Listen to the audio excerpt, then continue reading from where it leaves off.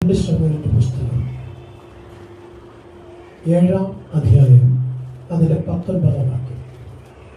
2 ശമൂവേലിന്റെ പുസ്തകം 7-ാം അധ്യായം 19-ാം വാക്യം. കർത്താവായ യഹോവേ, നീ എന്നെ ഇത്രത്തോളം കൊണ്ടുവരുവാൻ ഞാൻ ആർ. ഈ നല്ല പകൽക്കാലം നിങ്ങൾ ചോദിക്കണം, നീ എന്നെ ഇത്രത്തോളം, ഇവിടുത്തോളം, ഈ പകൽക്കാലം കൊണ്ടുവരുവാൻ എനിക്ക് എന്ത് യോഗ്യതയുണ്ട്? നിന്റെ അയോഗ്യതകളെ മാറ്റി യോഗ്യത തന്ന് നിന്നെ ഇവിടുത്തോളം കൊണ്ടുവരുവാൻ സർവശക്തനായ ദൈവത്തിന് മനസ്സലിവ് തോന്നിയെങ്കിൽ, പ്രിയപ്പെട്ട സഹോദരങ്ങളെ, നിങ്ങൾ ഒരിക്കലും തകർന്നു വീഴുവാൻ ദൈവം സമ്മതിക്കത്തില്ല. നിങ്ങൾ ആശ്രയിച്ച ദൈവം, നിങ്ങൾ സേവിക്കുന്ന ദൈവം, നിങ്ങൾ വിശ്വസിച്ച ദൈവം നിങ്ങളെ മാത്രമല്ല നിങ്ങളുടെ മക്കളെയും കരുതുവാൻ ശക്തനാണ്. നിങ്ങൾ ആഗ്രഹിക്കുന്ന ശുഭഭാവി തന്ന് നിങ്ങളെ നിറപ്പാൻ മനസ്സുള്ളവനാണ്. അങ്ങനെയെങ്കിൽ ആ ദൈവത്തിന് നിങ്ങൾ കൊടുക്കുന്ന മഹത്വം ഒരിക്കലും കുറഞ്ഞു പോകരുത്. എന്താണ് ദാവീദ് പറയുന്നത്? എന്നെ ഓർത്തു സ്വന്തം, എന്റെ ഗൃഹത്തെ ഓർത്തു, അത് പോരാ എന്നു വരികിലും വരുവാനുള്ള കാലത്ത് നീ ചെയ്യുവാൻ പോകുന്ന ആ വലിയ അത്ഭുതങ്ങളെ എനിക്ക് വേണ്ടി നീ വെളിപ്പെടുത്തുവാൻ ഞാൻ എന്തുള്ളൂ? ഒരു യോഗ്യതയുമില്ലാതെ തന്നെ യോഗ്യനാക്കി തീർത്ത നിന്റെ സ്നേഹം അപ്പാ എത്ര വർണ്ണിച്ചാലും മതി വരാത്തതാ. കഷ്ടവും ഭാരവും പ്രയാസവും രോഗവും ദുഃഖവും എല്ലാം ഒന്നിനു പുറകെ ഒന്ന് നിന്നെ വേട്ടയാടിയപ്പോൾ, ശേഷം മനുഷ്യർ തകർന്നു വീണപ്പോൾ, രോഗം പേറി ശരീരവുമായി ഇനി ഒരു ശുഭയാത്ര ഇല്ല എന്ന് നീ പറഞ്ഞപ്പോൾ, നിന്നെ താങ്ങിയ ദൈവത്തിന്റെ ഉള്ളംകരത്തിൽ ഇരിക്കുന്ന നീ പറയണം, ദൈവമേ, നിന്റെ കരുണയാണ്, നിന്റെ ദയയാണ്, നിന്റെ വിശ്വസ്തതയാണ് ഞാൻ ഇന്ന് ഭൂമിയോട് പറഞ്ഞ് ജീവനോടെ ഇരിക്കുന്നത്. സഹോദരങ്ങളെ, ദാവീദ് പറഞ്ഞത് താൻ രാജാവായതുകൊണ്ടല്ല, തനിക്ക് അർഹതയില്ലാത്ത സ്ഥാനത്ത് ദൈവം കൊണ്ടൊന്ന് ആക്കിയത് കൊണ്ടാണ്. ഈ നല്ല പകലിൽ ഞാൻ കൂടെ പറയട്ടെ, കൂട്ടുകാരിൽ പരമായി നിങ്ങളെ നിറച്ച ദൈവം നിങ്ങളെ ഉയർത്തി മാനിക്കുമെന്നുള്ള ഉറച്ച വിശ്വാസത്തോടെ ദേഹം, ദേഹി, ആത്മാവിനെ ദൈവകരത്തിൽ വിട്ടുകൊടുക്കാം. സ്തോത്രം. രോഗം പേറി ശരീരമായി നീ ദൈവസന്നിധി ഇരിക്കുമ്പോൾ കുഞ്ഞെ, ആത്മാവിന്റെ സാന്നിധ്യം നിന്റെ ശരീരത്തിൽ ഇറങ്ങുന്നത് നീ വിശ്വാസം കണ്ടുകൊണ്ട് കാണും. എവിടെയാണോ നിനക്ക് രോഗം ബാധിച്ചിരിക്കുന്നത് അതിനെ നീ ദൈവത്തിന്റെ കരത്തിൽ കൊടുക്ക്. ഈ പകലിൽ സ്വർഗത്തിലെ കരം അവിടെ തൊടുന്നിട്ട് വിശ്വാസം കണ്ടുകൊണ്ട് കാണും. വിശ്വസിച്ചാൽ നീ ദൈവത്തിന്റെ മഹത്വം കാണുമെന്നാ പറഞ്ഞത്. അത് പറഞ്ഞെങ്കിൽ അത് അങ്ങനെ തന്നെ സംഭവിക്കും. സ്തോത്രം. അമ്മച്ചി വന്നിട്ടുണ്ട്. അമ്മച്ചിയുടെ കാല് 4 പ്രാവശ്യം മുറിക്കാൻ ഇവിടുത്തെ എസ് പി ഹോസ്പിറ്റലിലെ സരസ്വതി ഹോസ്പിറ്റൽ ഡോക്ടർ പ്ലാൻ ചെയ്തതാണ്. മാത്രം ഞാൻ പറഞ്ഞ അമ്മച്ചിയുടെ കാലിൽ തൊടത്തില്ല അവര്.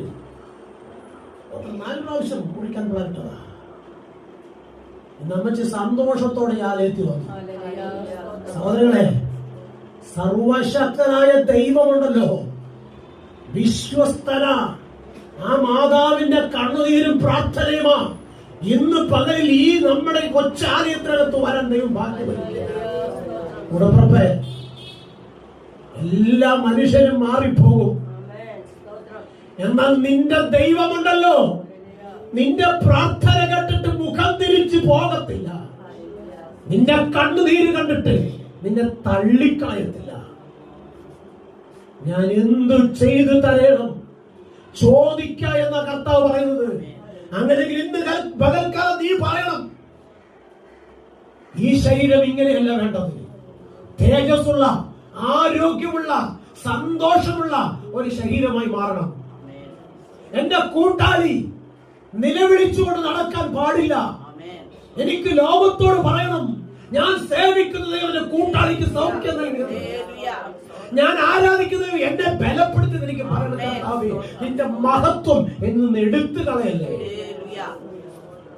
കുഞ്ഞേ, എത്ര പണമുണ്ടായാലും ഉറങ്ങാൻ കഴിയണമെങ്കിൽ ദൈവം തീരുമാനിക്കണം. പത്രം ആരെല്ലാം നിന്റെ കുടുംബത്തിൽ ഡോക്ടർമാര്, എഞ്ചിനീയർമാര്, കളക്ടർമാരും ഉണ്ടെങ്കിലും നീ സുഖത്തോടെ ഇരിക്കണമെങ്കിൽ ദൈവം തീരുമാനിക്കണം.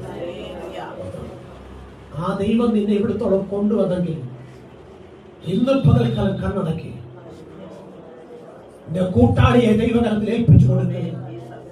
നിന്റെ കുഞ്ഞിനെ ദൈവകരത്തിൽ ഏൽപ്പിച്ചു കൊടുക്കുക. നിന്നെ ദൈവകരത്തിൽ ഏൽപ്പിച്ചു കൊടുക്കുക.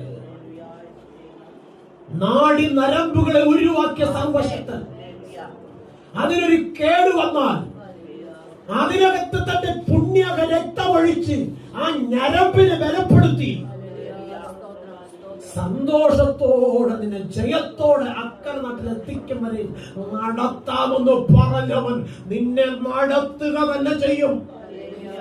അതിന് വിപരീതമായി ഏതെല്ലാം ശത്രു ഏതെല്ലാം വിധത്തിൽ നിന്നെയോ നിന്റെ കൂട്ടാളിയോ കുഞ്ഞുങ്ങളെ തകർത്ത് നിന്റെ കണ്ണുനീര് കൊണ്ട് നിന്നെ തകർക്കും. നിന്റെ ജീവിതത്തിൽ നീ ഉയർച്ച കാണത്തില്ല, നീ നന്മ അനുഭവിക്കത്തില്ല.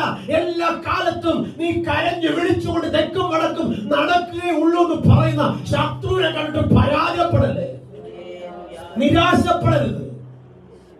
എന്നെ ശക്തനാക്കുന്ന മുഖാന്തരം ഞാൻ സകലത്തിലും മതിയായവൻ എന്ന് വിശ്വസിച്ചിട്ട് അപ്പന്റെ കയ്യിലൊന്ന് താത്തുകൊടുക്കും. നിന്നെ കൊടുത്താൽ മതി, നിന്റെ പണം കൊടുക്കണ്ട, നിന്റെ വീട്ടിലൊന്നും ഒന്നും കൊടുക്കണ്ട, നിന്നെ കൊടുക്ക. എന്നിട്ട് വിശ്വസിക്ക്, ഞാൻ കാണുന്ന ആഗ്രഹം, ഞാൻ ചോദിക്കുന്ന ചോദ്യം, അത് ഉത്തരം ഈ പകൽക്കാലം എനിക്ക് വേണ്ടി, എന്റെ കുഞ്ഞുങ്ങൾക്ക് വേണ്ടി, എന്റെ കൂട്ടാളിക്ക് വേണ്ടി, എന്റെ കുടുംബത്തിന് വേണ്ടി സ്വർഗമായിരിക്കും. മാതാവേ, നിന്റെ കുഞ്ഞിനെ ഓർത്ത് നീ വിലപിക്കണമെങ്കിൽ ആ നിലവിളി സ്വർഗത്തിലുണ്ട്, അതിന് മറുപടി വരും.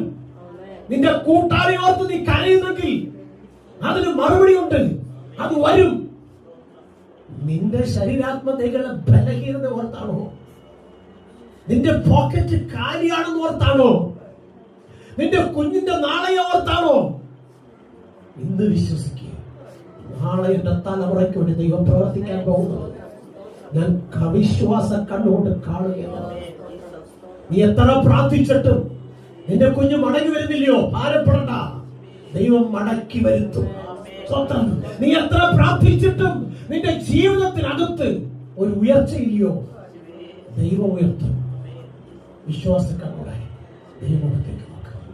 പരിശുദ്ധനായ ദൈവമേ, നല്ല കർത്താവേ, എല്ലാവരും നിന്റെ മുഖത്തേക്ക് നോക്കിയിട്ട് അവരുടെ ഹൃദയത്തിൽ ആഗ്രഹങ്ങൾ സാധ്യമാകാതെ വന്നപ്പോൾ നിന്നെ വിട്ടേച്ചു പോയി. എന്നാൽ നിരദാസനോ പ്രതിസന്ധിയുടെ നടുവിലും പ്രതികൂലങ്ങളുടെ നടുവിലും നീ കരുതുമെന്നുള്ള ഉറച്ച വിശ്വാസത്തോടെ നിന്നെ പിൻപറ്റിയത് കൊണ്ട് ദാസൻ എന്നാണ് നിന്ന് ഉയർന്നത്. നീ എന്നെ ഓർത്തു, എന്റെ തലമുറ ഓർത്തു, വരുവാനുള്ള ഗ്രഹത്തെ ഓർത്തനും നന്ദിയപ്പാ.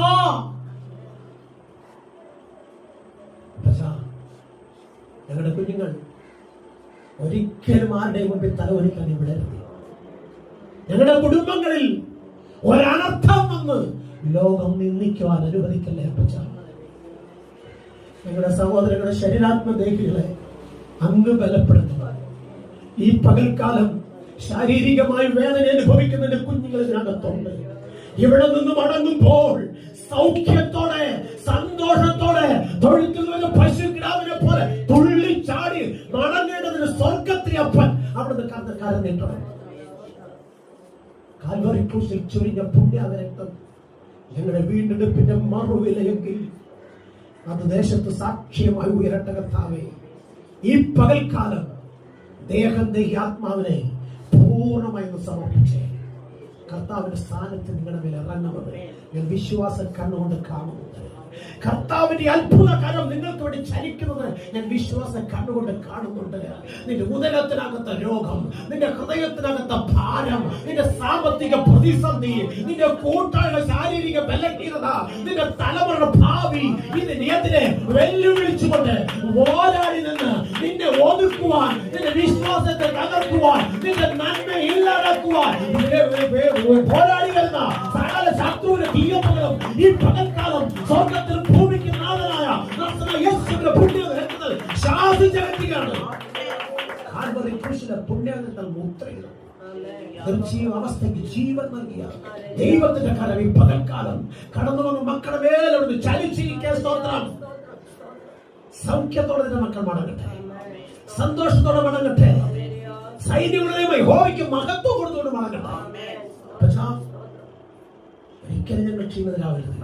ഇന്ന് വരെ ഞങ്ങൾ നടത്തിയ ദൈവം അന്ത്യത്തോളം നടത്തുന്ന ശക്തനാകിയാൽ നമ്മുടെ കാര്യങ്ങൾ താഴ്ത്തി ഏൽപ്പിക്കുന്ന പ്രാർത്ഥന കേട്ട് മറുപടി വെച്ചിരിക്കാൻ സ്തോത്രം. യേശുവിൻ അധികാരമുള്ള നാമത്തിൽ ആമേൻ. പിതൃപുത്ര പരിശുദ്ധാത്മത്തിൽ ഏകദൈവത്തിന്റെ കൃപയും സാന്നിധ്യവും കാവലും പരിപാലനവും നാം ചോദിച്ച കാര്യങ്ങൾക്കും നാം പ്രാർത്ഥിച്ച വിഷയങ്ങൾക്കും ഇന്നും എന്നേക്കും ഭൂലോകത്തിലെ വിശുദ്ധന്മാരുടെ നമ്മുടെ എപ്പോഴും ലോകാവസാനത്തോടും എല്ലാ നാളും ഉണ്ടായിരിക്കുമാറാകട്ടെ. നമുക്ക് ചെയ്യുന്ന ദൈവത്തിന് മഹത്വം. ഹല്ലേലൂയ, ഹല്ലേലൂയ, ഹല്ലേലൂയ. ആമേൻ. കർത്താവ് യേശുവേ വേഗം വരണമേ. നമ്മുടെ കർത്താവിനെ എതിരേൽപ്പാൻ ഒരുങ്ങാം. രോഗമില്ലാത്ത, ദുഃഖമില്ലാത്ത, വേദനയില്ലാത്ത തേജസ്സുള്ള ശരീരവുമായി നമുക്ക് അവനെ എതിരേൽക്കാം. കർത്താവ് നമ്മെ അനുഗ്രഹിക്കട്ടെ.